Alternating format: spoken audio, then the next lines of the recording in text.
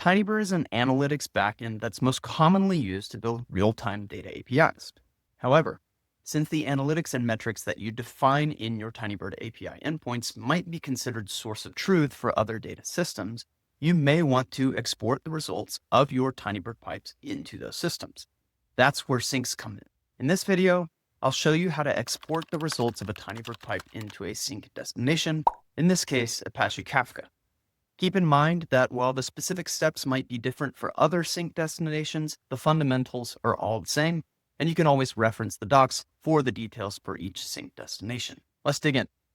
As with every proven workflow, creating syncs in Tinybird starts locally. Since we want to build a sync on our machine and test the sync logic end-to-end before deploying, we need to make sure that the container running Tinybird local can access the sync destination. For Kafka, that means making sure that our Tinybird local container is either on the same network as our Kafka container or that the networks are linked. If we're running Kafka on Docker, the simplest way to do that is to use Docker Compose to set up Kafka and Tinybird on the same local network. You can find an example Docker Compose config in the Tinybird docs, and I've pasted it here.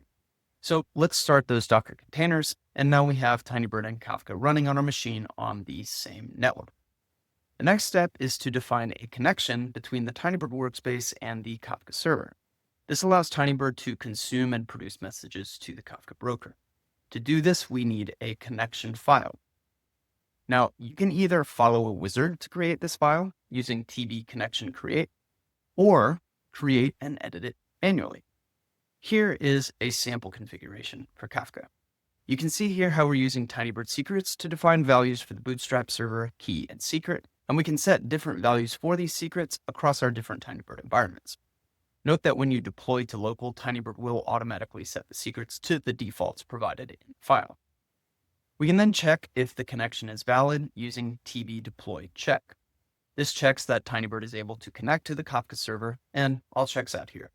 Next, we need to define a sync pipe. So we'll create a new file from the syncs directory called kafka.pipe. Now we just need to write an SQL query like we always do. And note that you can use query parameters here, which you can supply during on-demand sync runs. Though if you do intend to use scheduled syncs, make sure to provide defaults. And then at the end of the pipe file, we add type sync, and then the configuration details for our sync destination. For Kafka, that includes the connection name, the topic, and the export schedule. Now, if you only want to run your syncs on demand, or you're using a third-party job orchestrator, you can set the schedule to on demand. Keep in mind, you can only run syncs on demand in Tinybird local. We can then deploy locally with tb deploy. Once it's deployed, we can test the sync with an on-demand run using tb sync run, the name of the sync pipe, and any optional query parameters. And if we head back to the consumer log, we can see the results of the pipe produced into the topic. Sweet. When you run a sync job, it creates a new job in Tinybird. You can find that job with tbjobls, copy that ID, and you can see the details with tbjobdetails and paste that ID. And you can see all the details from that job. Then to deploy the sync to the cloud, we just set the Kafka configuration secrets in our cloud environment and deploy with the Cloudflare. Syncs are a great way to export the results of your Tinybird pipes into external data systems, including Kafka, Amazon S3, and Google Cloud Storage.